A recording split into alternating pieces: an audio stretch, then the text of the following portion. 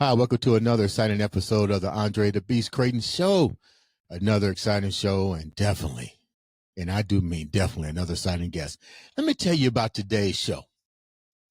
Is this show is really about education today. It's about how one man's research led him down a whole bunch of rabbit holes. And it's funny because I tell people knowledge is power, but useless knowledge is not digging deeper into what you find. I think a lot of people get afraid because they go, oh, well, I don't really want to go that far. But this man has taken 8 books, which we'll talk about those 8 books and how they impacted him. And more importantly, how he's trying his best to empower, educate, and let's call it what it is. Wake up your class consciousness. Let's welcome to the show the one, the only, Mr. Education himself, Mr. Scott Bennett. What's up, big guy? Andre, thank you so much for that introduction. That was wonderful. I'm doing great. I'm so happy to be here with you today. Thank you for having me. You know, I like the beard. I just shaved mine off. You look great in the picture behind you. I was like, whoa, that's You know, beautiful. But, it all comes back. yeah, It ebbs and flows. it'll come back. As you know, I just got tired of people saying, you like Santa Claus. I'm like, really? Santa Claus? Yeah. That's the most I can get after growing a beard is Santa Claus? Come on, man. One of my best friends is Jewish, and he had a big beard like us. Yeah. And he said that people would come up to him, and he could feel the respect from the wisdom that the beard conferred. Even in the store, people would be like, "Sir, what do you think?" And it was like he became a rabbi just by the power of his facial hair. And I think I Yeah. think a white beard, yes, Santa Claus, yes, but also it says you are wise. You know, you know what? I 100% agree with that. But having the beard every now and then, somebody at a barber screws it up, and you have to just like take it off, redo Yep. it, and then go, I'm not going to you no more. But with that said, I have about 30 years of experience now trimming my own beard and using different trimmers and, working on the symmetry, keeping it symmetrical. It's a full-time job. Yeah. And I tell people, that was a full-time job. Yeah. This is easy. Now just brush it. And they go, why do you brush? I said, that's how you get it to grow back.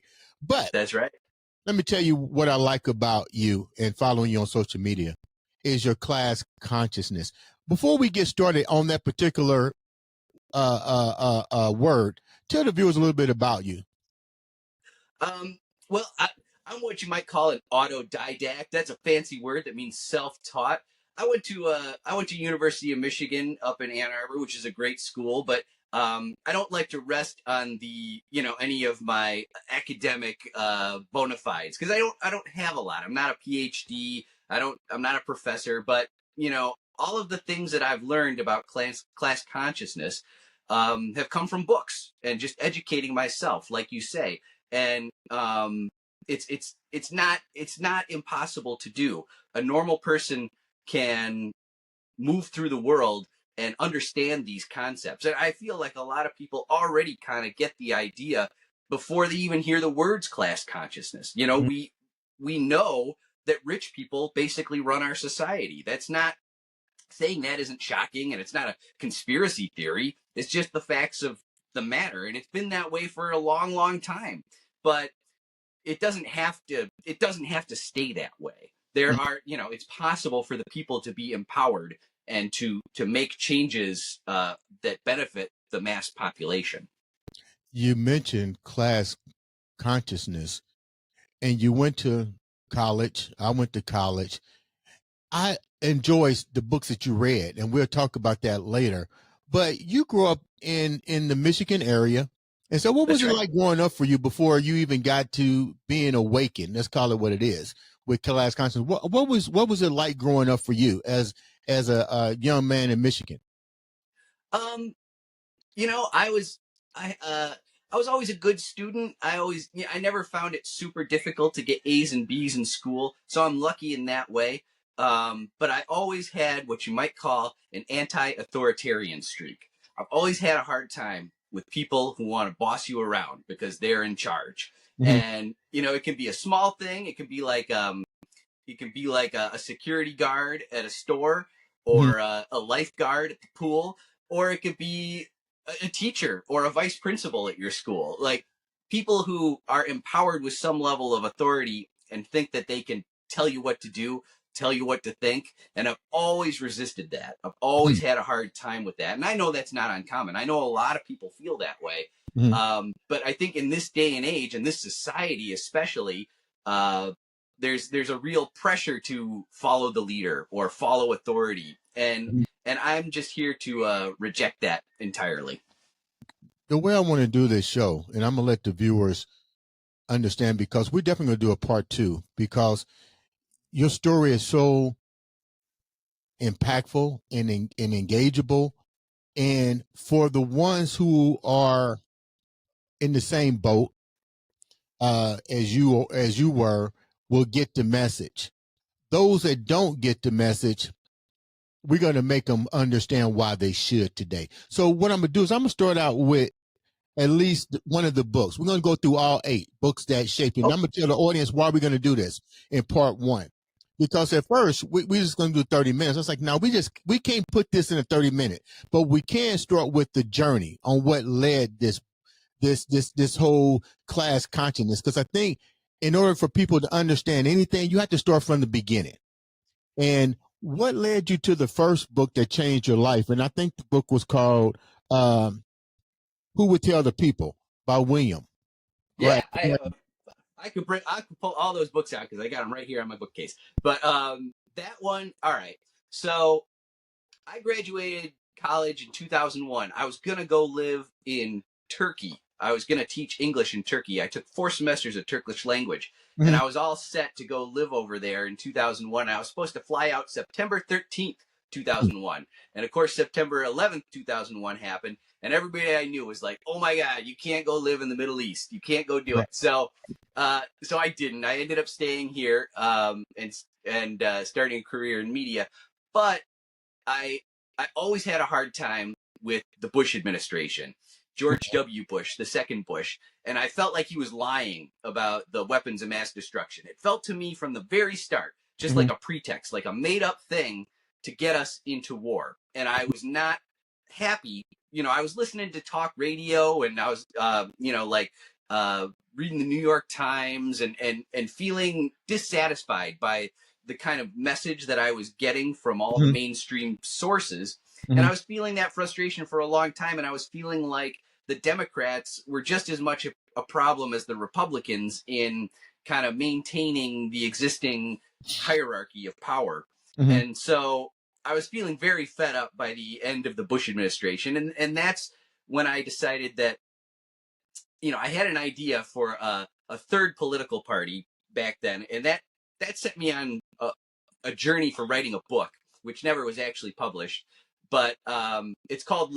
I was going to call it "Let's Make Them Pay," and that's what all my social media channels are called. Let's Make Them Pay, Mm-hmm. a one word, and that's how I found William Greider's book, because I was looking. I was looking for things to understand, like why things never change. Why is it so hard for things to change for the people, for the public? Mm-hmm. And Greider's book, he took a look at our government, and how money power is really the main thing that guides our legislation and what actually happens in government. Mm-hmm. And that was a big eye opener for me. There's one passage in there where he talks about there was some congressman, and they were arguing about some law they were going to pass that was mostly going to benefit corporations. And this congressman was like, can't we once in a while just do one thing for the public to Mm-hmm. actually help them when we pass these laws? And it just was like a light bulb went off when I heard that. I was like, yeah, Mm-hmm. why is that so hard? How come that never happens? Mm-hmm. And that leads us to, the wider discussion of class consciousness, because there's this word woke. The President Trump and his administration hate everybody who's woke right now. They Yeah. try to turn woke into a bad word. But Mm-hmm. what does woke mean? Woke means awake. Yeah. And consciousness is when Right. you're awake. Mm-hmm. And so class consciousness is just adding to that awake, to being awake to the fact that the rich, the we call them the rich, but what they really are is the owning class, the people who own all the companies and all the stocks and all the wealth in our country call all the shots. Yeah. And so that's what it means to be class conscious, is to see that. And then once you're aware of that, you can start to see how our class structure operates in this country, and how the working class, all the people like you and me who live off our paychecks, we don't live off of generational wealth. We Right. don't live off of stocks that our parents owned, or companies that our parents owned. That's the owning class. We're the working class, Right. and we always get hosed Right. by our government, by both parties. And so, I just wanted to find out, how do we start working against that? How do we start pushing back? How do we get a government that actually cares about us? It's funny that you said that, and it was a good book. I skimmed through a lot of them before we had you on the show, and some of them I had already read. And Nice. I just really think that it's funny. Let's call it like this. We can look at other countries and see the caste systems that they and we can label them, but we fail to realize we're in the same situation. It's just called differently. And you named That's it right. on the thing. I mean, you see how every person should look at their lives and ask them, are you a puppet? Are you part of this system? Because if you go to work every day and you do the paycheck, you're part of what Scott is actually talking about. But what I'm getting ready to ask Scott, and I know this is hypothetical, if the people that are woke sees this and have always seen it, I'm gonna be honest, I've seen it ever since I was a kid. I was just like you. I was like, something just ain't right. And I was in elementary school. I was like, something just ain't right. I remember them telling my mom something's wrong with him. Wasn't nothing wrong with me. I just happened to realize that what you're talking about is shit. I'm just too young Yeah. for you to pay it any attention. But with Yeah. that said, and using that particular book by William, what do you think that people are not willing to see what's actually being taken place? And we'll use this as an example. We're talking about the hierarchies, the people that make the laws and people that control the money, the billionaires and so forth. There's not a lot of billionaires in this country. So that shows you another thing, that it's only a select few that's making policies. But with that said, let's just use what we talked about. Even something as far as a SNAP benefit program has now been pretty much dissolved. And people have yet to ask themselves, how did this happen? Who pulled the strings? And more importantly, the people that pull the strings don't give a fuck about you anyway, because you're part of that class conscience, and you got to ask yourself which one of them, which category you falling in, and that should explain to you why these things were being taken away. And my theory is, you put it wasn't benefiting the hierarchies. Mm-hmm. They was spending money to keep you there. Now they was like, we're done with this. Now you look at it and say, well, how is this going to affect the economy? They don't give a fuck whether it affects the economy. They want to know what you're going to do. Your survival instinct is going to make you steal, which is going to put you, which was one of the books we're going to talk about, which is going to keep the rich richer, is going to put you in jail. Yeah. Whether you black, whether you be Mexican, because you're going to do what it takes to feed your kid.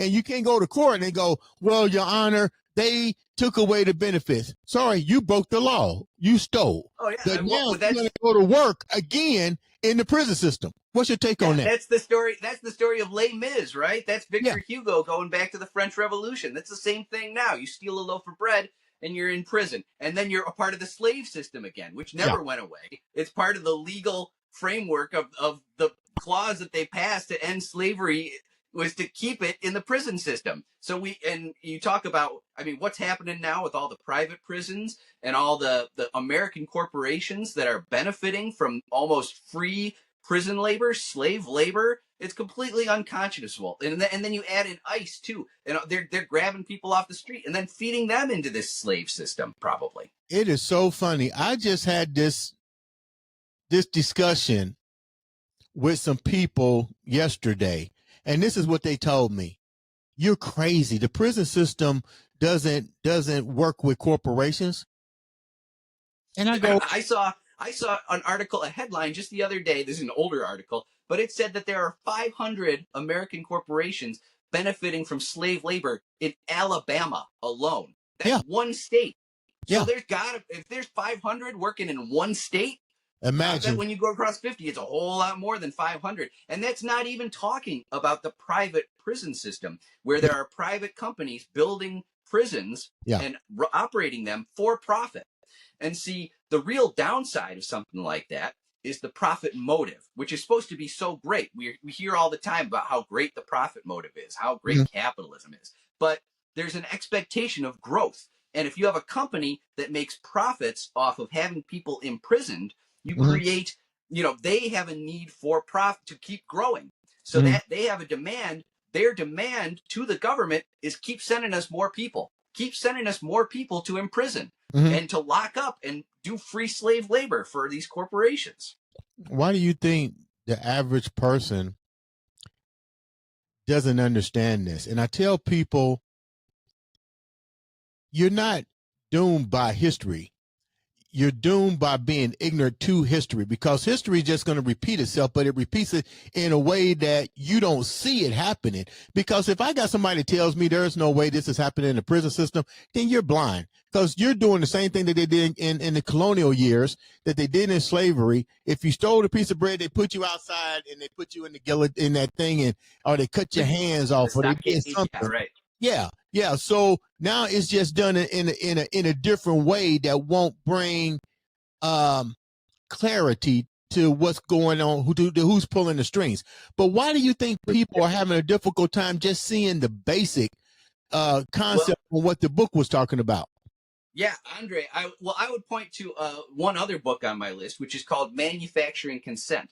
And that's by a famous man named Noam Chomsky, who I love. I consider one of my intellectual fathers, him and Michael Parenti, who did another book on this list. But Noam Chomsky's book, Manufacturing Consent, talks about how consent is manufactured, just like a car is manufactured. The propaganda system, the American propaganda system, starts when we're watching Saturday morning cartoons on, when we're little kids, when we're watching things like Paw Patrol, which tells us that authority figures like police and firefighters are always trustworthy and that we should always, do what they say. So there's an American propaganda system that works hard to get us to go along with this system and to convince us. And this even extends into our churches. I've done some posts in the last few months talking about how, from a different book, which is not on this list, but talks about how in the 1940s, during the Depression, so during the 1930s, American businesses were scared about how people were turning against capitalism. I mean, they were all going through the Great Depression, so they had good reason to be skeptical of capitalism, because in the 1920s they heard all the same free market stuff that we grew up hearing about how wonderful the free market is and how great free enterprise is, and people saw with their own eyes how it could have a very negative impact on them, and they weren't believing the propaganda anymore. So business people started paying pastors and priests and donating money to their churches to get them to spread a pro-business type of message to their parishioners. So, you go into church and you're supposed to be hearing about God and how to be a good person, and they're slipping in messages about how great business is and how great the American free enterprise system is. So, you're not even in a skeptical mindset when you're young, watching cartoons, or sitting in church or sitting in school, which also, works a lot harder to make us into workers in this capitalist system than it does to produce people who can actually think critically about any of it. We are conditioned from the very get-go to go along with it, to think this is the best possible option, and to be terrified of communism or workers owning any, workers owning business, which, like, why is that such a scary thing? The idea that the workers would own the place where they work. Like, that's not that's not a terrifying idea, I don't think. And in fact, there are hundreds of worker-owned enterprises here in this country today that are operating just fine, that prove that you don't have to send all of the money.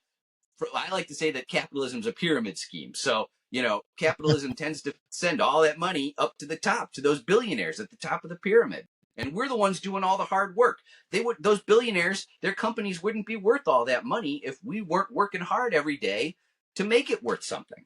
And you know what's so funny? And some people might think this is a conspiracy theory, but when you talk about manufacturer consent, we give away the things that we're fighting about now. We carefully got blended into what you was talking about, the manufacturing consent, because even something as simple, and people don't get this, you've given away the most important thing you can probably imagine, which is your free will, and that's through a simple mobile device. You're talking about manufacturer consent.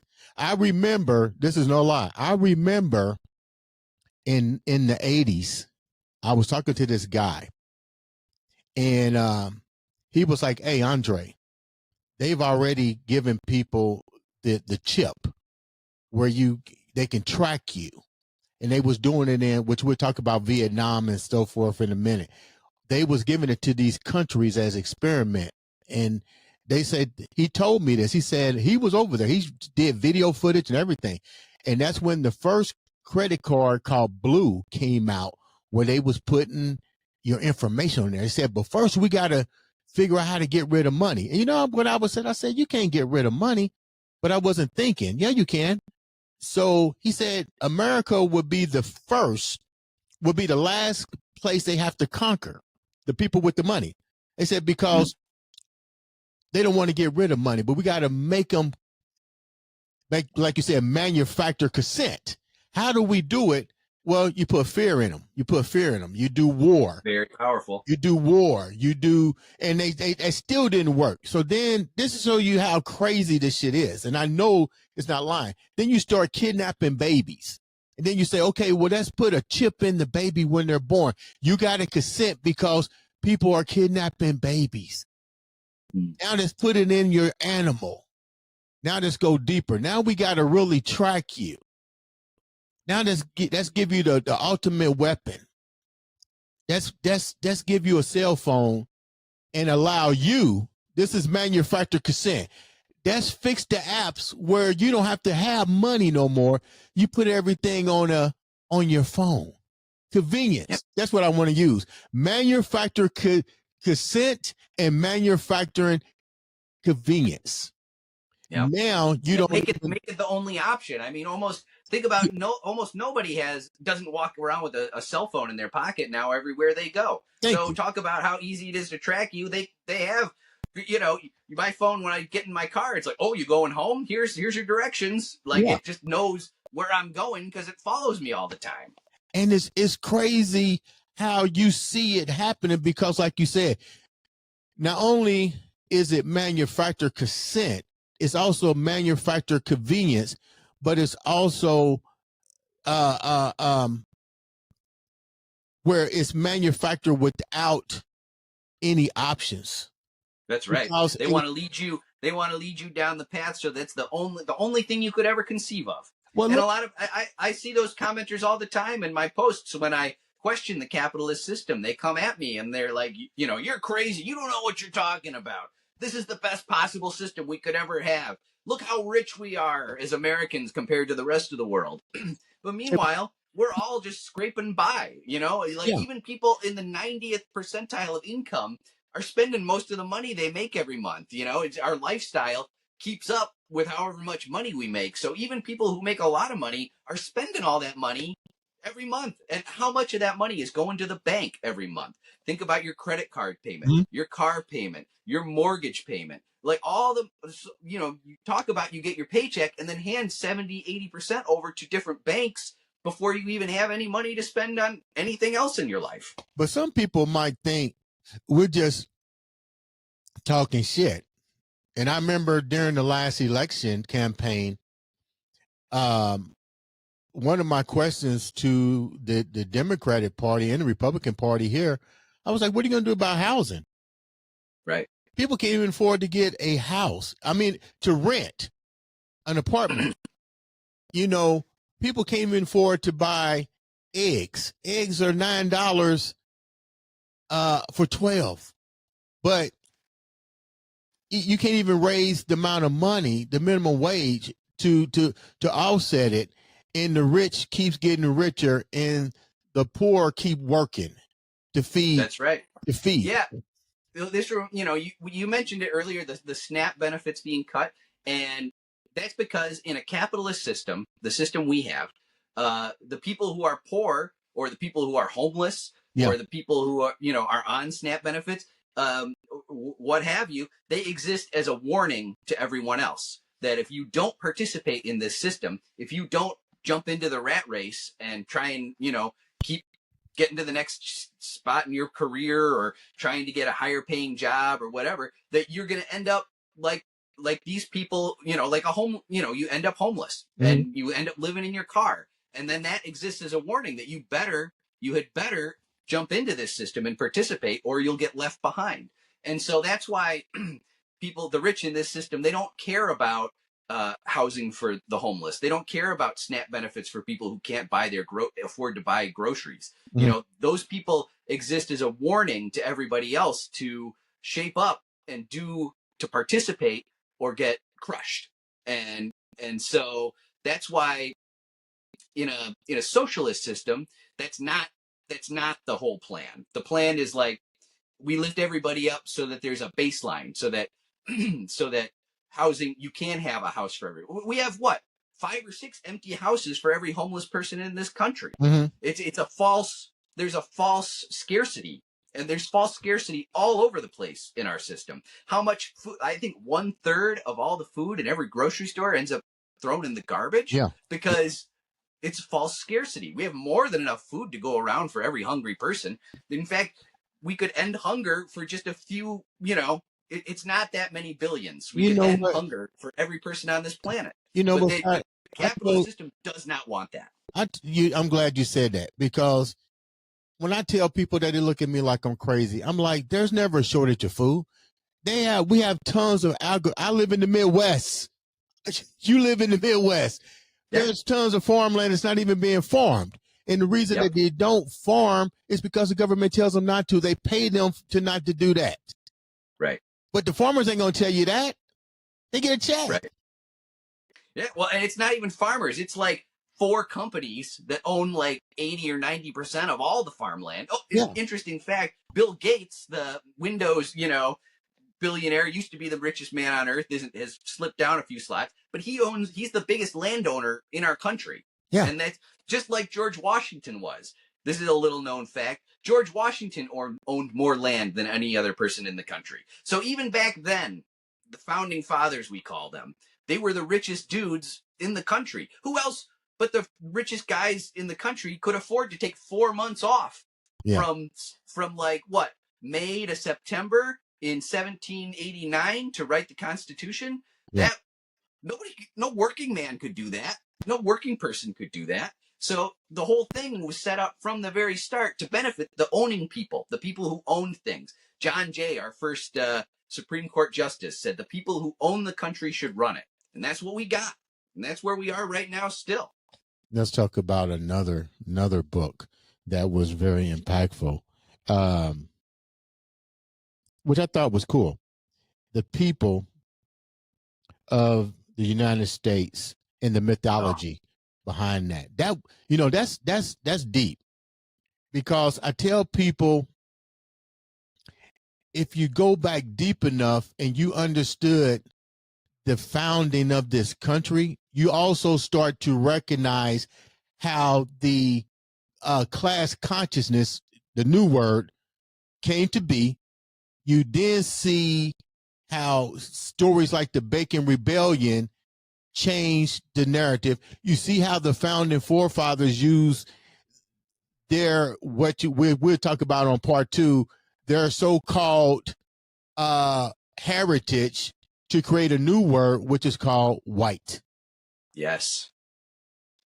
Yeah, that's a great example. So, People's History of the United States by Howard Zinn, one of the greatest books I ever read. Mhm. Huge eye opener for me. Deep, deep history, and very much not the kind of history that you hear in your history classes in high school, because Yeah. those classes are about manufacturing consent, about getting us to believe, oh, this is the greatest system that ever existed, and Mhm. oh, the founding fathers were such, they were so noble, and they had such lofty aspirations.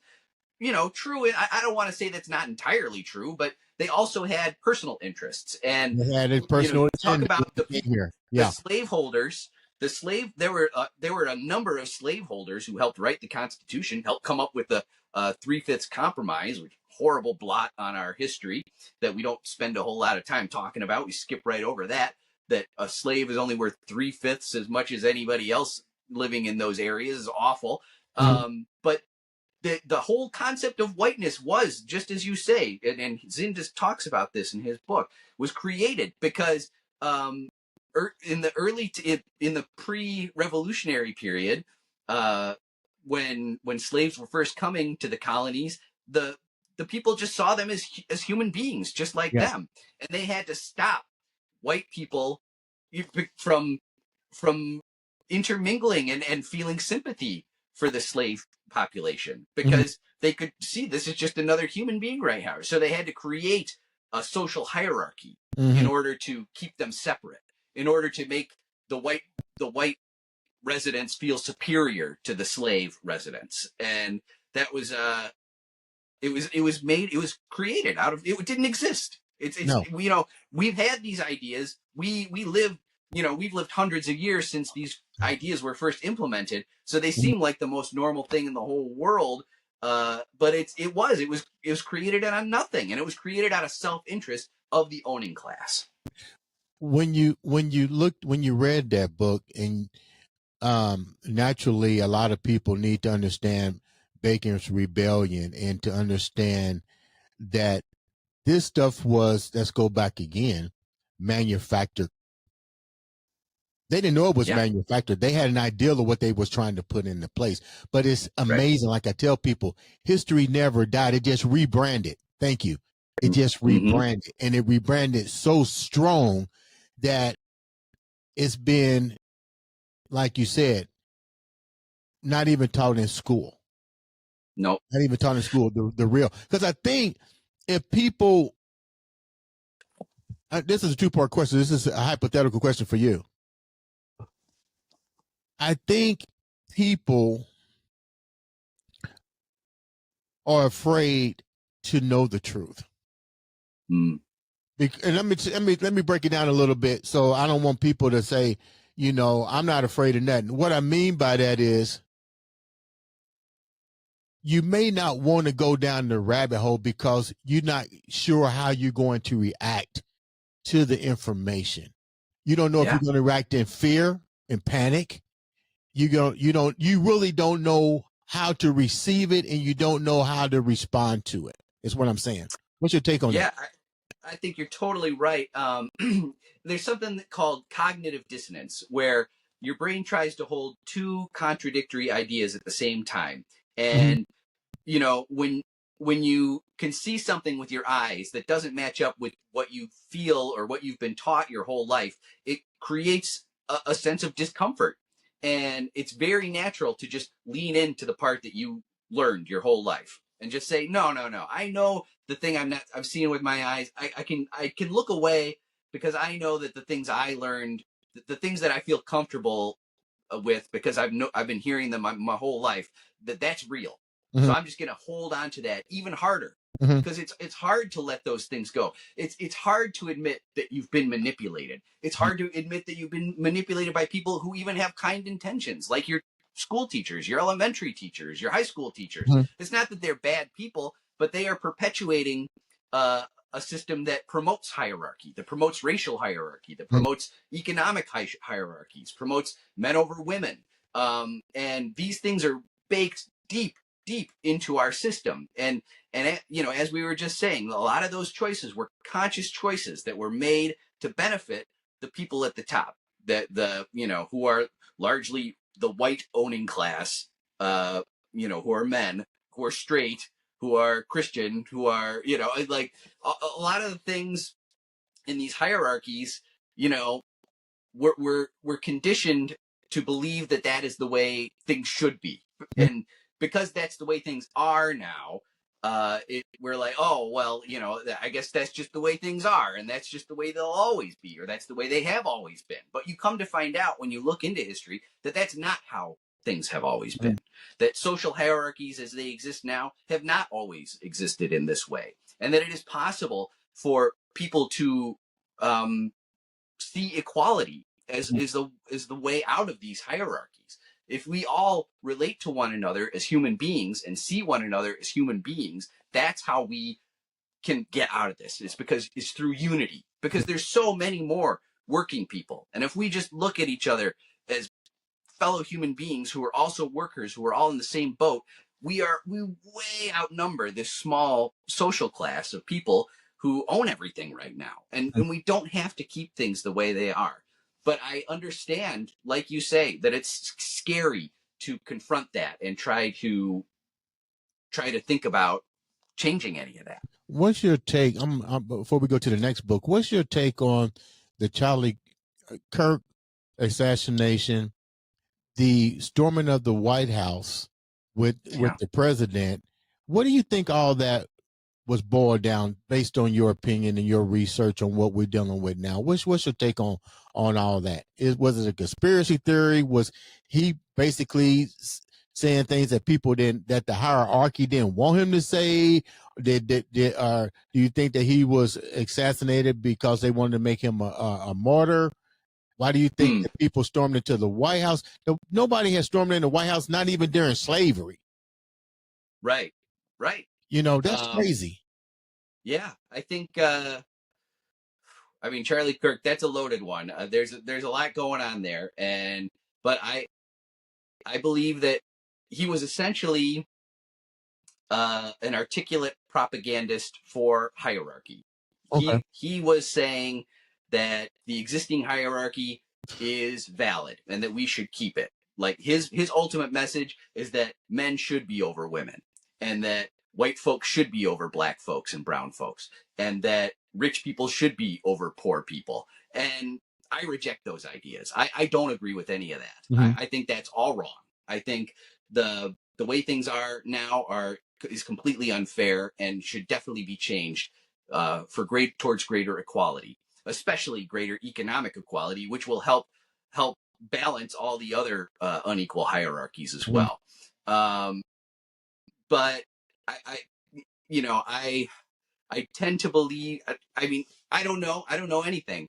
But the people who say that because Charlie Kirk was turning against Israel, that was the reason that he was killed, that has plausibility to me, because as a person who makes social media content, I've seen the power of the pro-Israel strain on social media, and I know how powerful that is. It's a very powerful propaganda arm. They have what's called Hezbollah. It's run by the IDF. It's soldiers in Israel who work on social media, who help promote the propaganda messages that give people sympathy towards Israel and what they're doing. So when people talk about them, but it's, there's no proof. There's no solid proof at this point. But it's a real taboo. But that's, I haven't talked about it in any of my posts, but that's kind of where I lean. As far as January 6th goes, I think there's a lot of resentment in our society, and I think people on the right feel resentment just like people on the left. And I think Trump has successfully convinced a lot of people on the right that he's fighting for them. In my opinion, Trump lies about just about everything he says. Not an honest person, and I don't think anybody. So I'm just surprised that anybody believes anything he says. Why do you think he got elected too? Why do you think this has always puzzled me, and nobody to this day has really come forward with what may seem to be a legitimate educational reply. If this guy is transparent, he's always been transparent. we know how he is. We knows what he's done. Why did he wind up getting reelected? Do you think it was because the uh, the opposite side, the Democratic Party, wasn't strong enough to address issues? Because he really didn't give any concrete reasons why he should really be elected. You know what I'm saying? Yeah. So was the Democrat, which we talk on part two, was the right hand better than the left? I don't think better. But I think I wrote an article about this before Trump was elected, and I think that there's a huge segment of our population, our voting public, who feel like neither party represents them, and they feel completely abandoned, and they are justified in feeling that way. And I think some people saw with Trump a person who was going to tear down the existing system. They didn't know how it was going to happen. But then it was They going to happen. didn't know. They didn't know specifically what it was going to look like, but they saw in Trump a wrecking ball, and they said, "Let it go, let it wreck this thing, and let's see what happens on the other side." Now, unfortunately, with ICE and all the fascistic things that moves that the Trump administration is making, it's looking like he's going to take us into straight on dictatorship to end the constitutional republic that we had before. But so there's but when you talk about the Democrats, yeah, they weren't offering anything. Yeah. I think one of the most important issues in that election, to many on the left, was the genocide in Gaza, and the Democrats were not willing to change, to be different from the Republicans on that, because both parties are completely committed to supporting Israel no matter what. So, there just wasn't enough differentiation, like you say, and I think it really boils down to capitalism, because both parties. There's a right-wing commentator named Kevin Phillips. He's written several books I really like.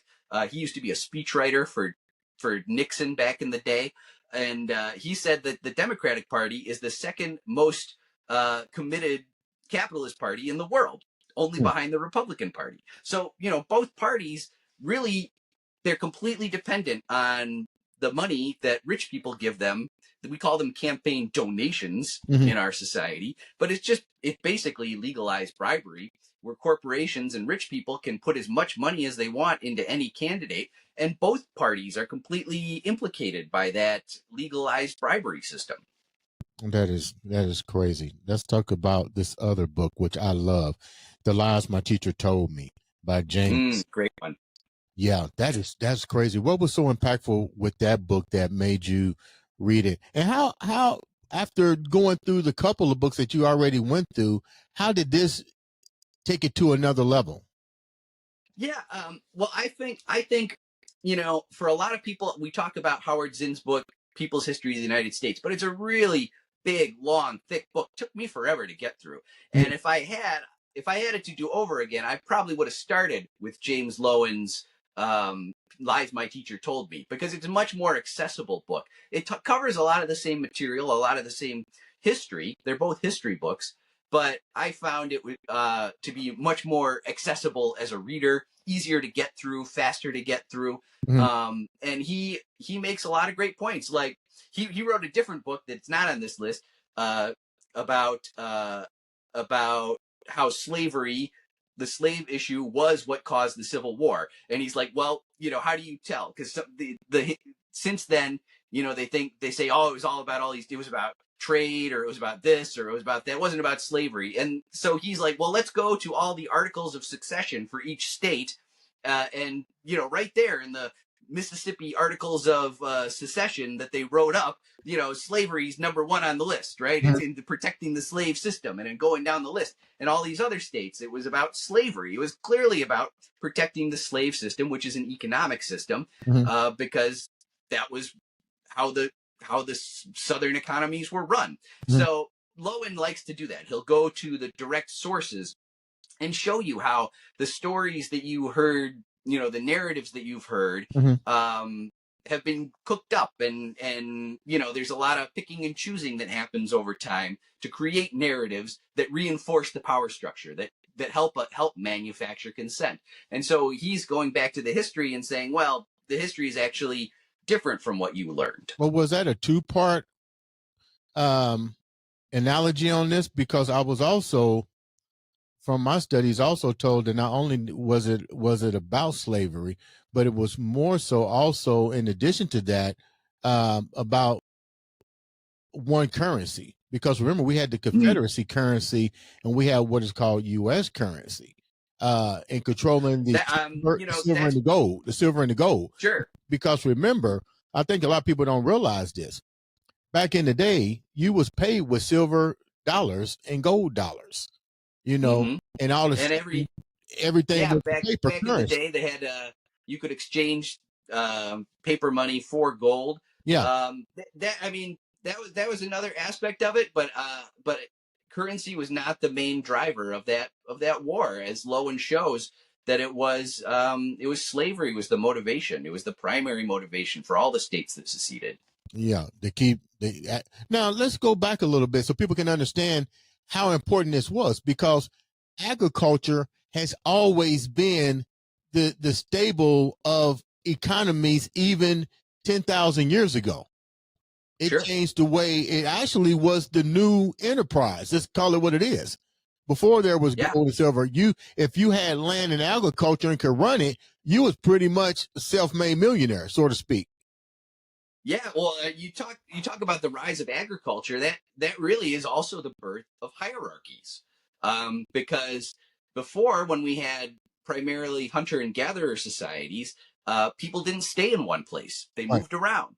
And from this part of the year, you'd hunt deer over in this area, and this part of the year, you'd fish for salmon over in this area. Mhm. And there was an awareness that you wouldn't try to deplete the resources, because if you hunted too many deer, you might come back and there'd be none left because they were wiped out by last year's hunting. Mhm. So that tended to make people a little more aware of the limitations of resources, since they were living off the land. But then when we moved to agriculture, people were living in one place. You're living right with that plot of land all year long, and that plot of land would also give surplus. It would give you than more than you could eat in one year Mhm. or eat at one time. And so when you start building up surpluses, that's the beginnings of fortunes, because the surplus doesn't all just go to everybody. It goes to one person. One person is hoarding it. And if I own this land, it belongs to me. Mhm. So then that was the basis of fortunes starting to build up, and one person paying some person than less than they needed to in order to maximize their returns. Anyway, I've done some posts about that also. There's a great writer named David Graeber, who did a book called The History of Everything, that talks about the rise of how hierarchy basically started with agriculture. When you was reading the book, The Lies My Teachers Told Me, what was at least the one of the most impactful parts of that book that literally rocked you to your core? Because we I, know history is not what they teach us. yeah. One of my favorite ones, and I just did a post about this recently. There was a contest on TikTok to do a history post, and so I did one about a story I read in there about Squanto and about the Thanksgiving story. We always hear this story about Thanksgiving, that the natives sat down, that the natives helped the English colonists. One native named Squanto helped the English colonists learn how to plant corn, Mhm. and he would put chopped up fish bits in with the corn to help fertilize the soil and give the plant nutrients to help grow faster. But we don't know about Squanto. We don't learn about. It's actually a much more interesting story than we get with the traditional Thanksgiving type of pageant that kids put on when they're in second grade or third grade, Mhm. and make paper cardboard or feathers out of construction paper.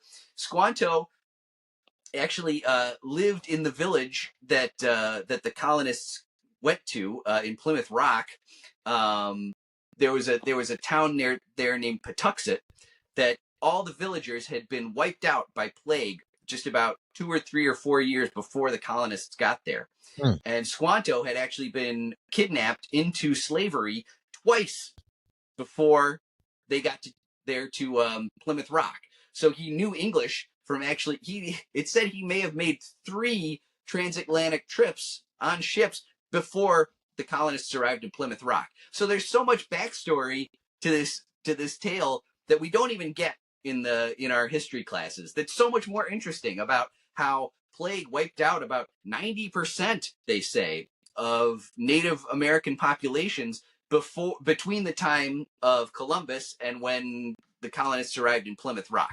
So for a couple hundred years, people were dropping like crazy. And Patuxet, everybody in Patuxet was dead, except for Squanto, because he wasn't there. He was gone. And so when he came back, the colonists were there, and he's like, well, this is my town. They're living in my town. I may as well help them. But fascinating story. Let's go to Michelle Alexander. I thought this was really cool. So good. The new Jim Crow.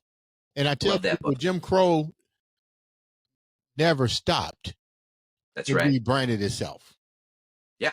When you read it, right. I think it's fun. I don't mean any disrespect here. I think it's beautiful, and it's even more beautiful that a man that's not of a different nationality, meaning black, has taken interest in this. So when you read this, the new Jim Crow, from a white standpoint, and you read it, what was this like for you to read and internalize this? Yeah, heartbreaking. And so I think, you look at, since the civil rights movement, we supposedly made so much progress, right? And it's no longer legal to discriminate against a person because of the color of their skin in our legal system, right? That was one of the achievements of the civil rights movement. But this is how Jim Crow just extended and rebranded, like you said. It's totally legal to discriminate against a person if they've been convicted of a crime. Yeah. So you can take a person and you can deny them SNAP benefits. You can deny them an application to live in an apartment. You can deny them a job. It's completely legal to discriminate against people if they have a felony conviction. So it creates a whole class of people who are completely outside of our system. Like, and you hear about, that's how you end up with people who've been convicted just becoming homeless. They have no place to go. Or they go back into the system. They go back as a recidivism because you've already started a new class consciousness and didn't even realize it. Yeah. It's horrific. And you add on top of that the legal slave system, where you have convicts who are working in prison for companies like AT&T or whoever, doing telemarketing calls or customer service calls, and they're not even getting paid minimum wage. They're getting paid 25 cents an hour. I was going to say 25 cents. Yeah. It's so horrible. And so, it breaks my heart that we think the main story with the civil rights movement is that we've moved beyond all that. But then you read Michelle Alexander's book and find out that no, it's just called a different thing now. And that's another reason to keep, going after poor communities, because they're the ones who can fight back the least. That's where we wrap up. Let's get to the next book. The rich get richer and the poor get prison. Man, that's deep. Yeah. People always laugh when they hear that title, but it's true. It's a sick joke that our society is playing, because the rich, you talk about businesses cutting corners, or somebody gets caught embezzling $1 million or $100 million or something like that, and they get a little slap on the wrist. The judge is like, oh, they're a good person, upstanding member of the society, so you could get 6 months in country club prison. But if you steal $100 from Target, or $100 of merchandise, you're going away for years. Yeah. You're branded a criminal, and you're gonna they'll throw the book at you. Yeah. And unless you can afford, Howard Zinn, in his book The People's History, I think one of the things he said was that the true difference between the rich and everybody else is a rich person has a lawyer. Yeah. They have an attorney. They already have somebody that they have a relationship with who's going to defend their interests. And for a rich person to put down $3,000 or $5,000 for some kind, like, to a lawyer, a deposit or whatever, a retainer Retainer. they call it, um, that's nothing for them. Yeah. But for somebody like me or you, I mean that's a chunk of change, and I don't. That's not easy for a person to do with a lawyer, to get a lawyer, and a person who can't afford even the retainer. Well, you're just out of luck. You got to deal with a public defender and hope they can do something for you. You know But the what? entire system is built Yeah. to just feed more people into convictions. Like more than 90%, 97%, I think, of convictions are from plea bargains, You know, because part of the way that prosecutors and everybody in the justice system, they're all incentivized to keep those numbers up, keep those metrics up.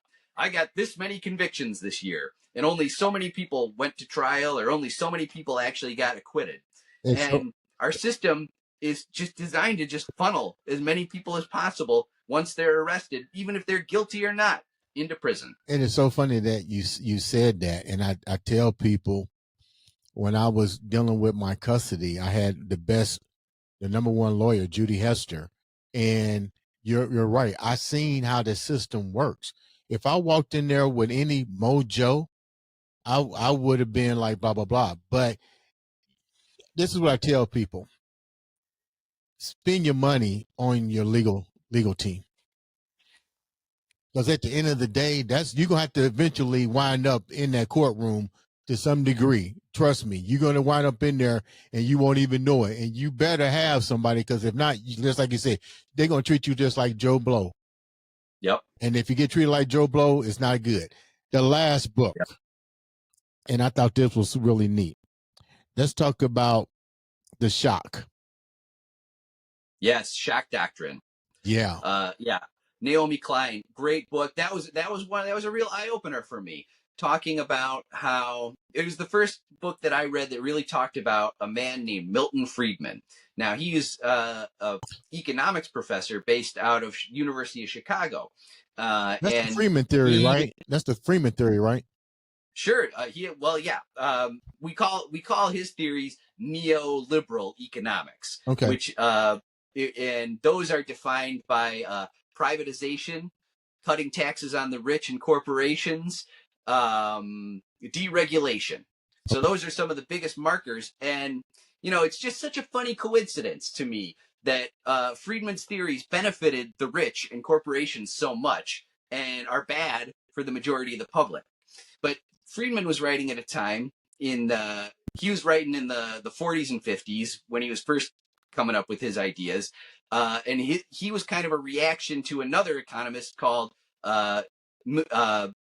Maynard Keynes, Lord Keynes from England, who believed in using the power of the government to help people in economic crises. Mm-hmm. And this was kind of the birth of some social democratic policies. That's how we got Social Security. That's how we got SNAP. That's how we got Medicaid and Medicare, where the idea that the government could use its resources to help the public, and that's called socialism. But Friedman hated socialism. He was terrified of it, and he, like others on the right, like someone like Ayn Rand, knew that he could have a real successful career advocating for the rich, advocating on their behalf, and making it sound like what they called it during the Reagan and Thatcher era, when they were really grabbing onto his ideas hard. They called it they said there is no alternative. Like, this is the only thing we can do to save our economy when things get bad, when we have something like stagflation, a period in the 70s when wages were stagnating and inflation was going up at the same time. Something we may be getting very soon again here in this country. So I reading Shock Doctrine is where I learned about Milton Friedman and how his ideas are. One of his things that he loved to talk about is, there you want to use every kind of catastrophe. You want to be ready with your stuff for the next bad thing that comes along, so you can whip it out and say, here's what we should do, and advocate your ideas. And Shock Doctrine, she talks about shock therapy and uses it as a metaphor. It's the same idea, where you shock a patient and then you come in and try and put something on top while they're still in shock Mm-hmm. to retrain their brain. They do the same thing with the economy in a situation like Hurricane Katrina, where New Orleans was wiped out. They come in and they're like, we should privatize the school system. It's like, what's that got to do with anything? Mm-hmm. No, but it's privatizing the school system makes it easier for the wealthy to indoctrinate students and put in the kind of education system that creates workers rather than thinkers. And they did all that when Katrina, the whole community was just reeling. People weren't even all back yet, and they were making huge changes to the school system and deregulating and privatizing things. It's just those privatization, like what they did here in Chicago with the parking spaces. They sold all all parking meters to a company in Dubai.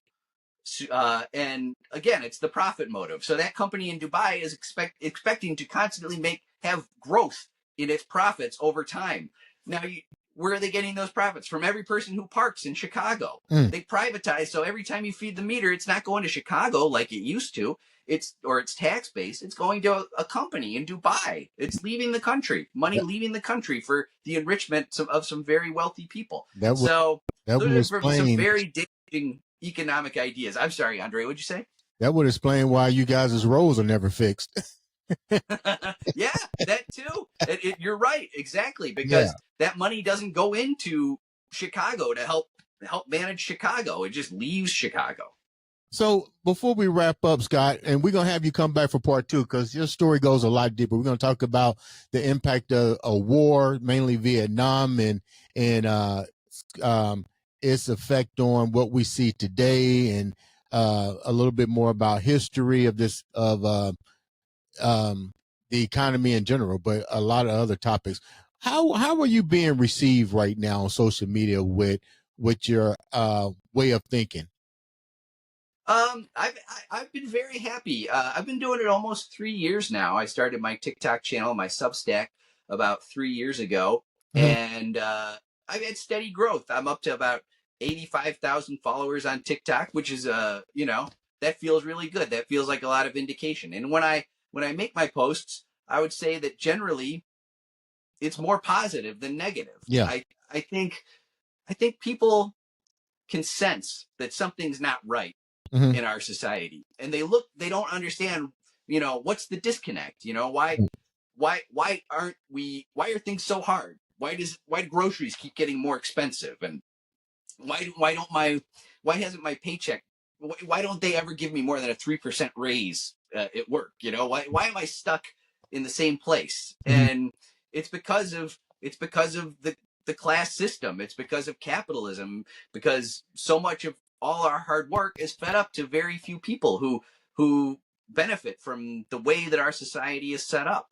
And when somebody like me comes along and says that it doesn't have to be that way, Mhm. and further, if you look back in history, it hasn't always been that way. Mhm. I think that's a message that people are ready to hear, because so many people, right and left, feel frustration with the way our economy is set up, the way our society is set up. Um, Horrible institutions like patriarchy and white privilege and class privilege are the reason why we're in this place. And Mm. so the power that we have hope. There is hope for the future. And look at monarchies have fallen, dictators have fallen, slave systems have fallen. It's possible, even when you're in it, to think, you think, oh, this could never change, but it can change. Things can change. Things can get better. And so people, when they read my Substacks or watch my social media posts, are happy to get that message, because we're not powerless. And in fact, there's so much more of us than there are of the people who run and benefit from our society, that it is possible to change it. Scott, thank you so much for taking time out to come on the show and help us understand what class conscious actually is, and how people can do their part in um, elevating themselves, because that's what it's about. You have to take accountability for yourself. How can the viewers reach out to you, Scott, to know where you're at on social media? Look me up and Let's Make Them Pay on TikTok and let's make them pay.substack.com. That's my personal Substack. That's my main bread and butter that I love. But I'm also on Instagram. Let's Make Them Pay book. Also, Let's Make Them Pay on YouTube, Blue Sky. So you can find me on any of those, and I hope that you will. Ladies and gentlemen, make sure you click, subscribe, and follow. Sometimes all you need to do is click somebody's button and change the difference in somebody else's life as well as your own. We're going to have Scott come back and go deeper into the class conscious and help you to elevate your mind at the same time. Ladies and gentlemen, this has been another exciting episode of the Andre the Beast Crayton Show.